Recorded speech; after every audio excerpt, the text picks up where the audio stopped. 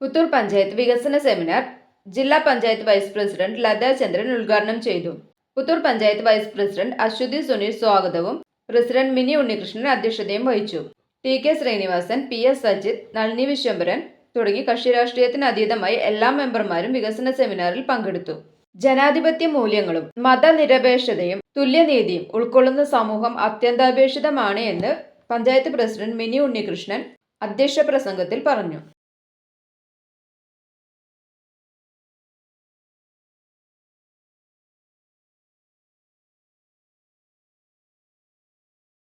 ഈ പദ്ധതി ആസൂത്രണ പ്രവർത്തനം 4 വർഷക്കാലം പിന്നിട്ട് ഇപ്പോഴത്തെ ഭരണസമിതി തയ്യാറാക്കുന്ന വികസന പ്രവർത്തനങ്ങൾ ആരാ നടപ്പിലാക്കുക?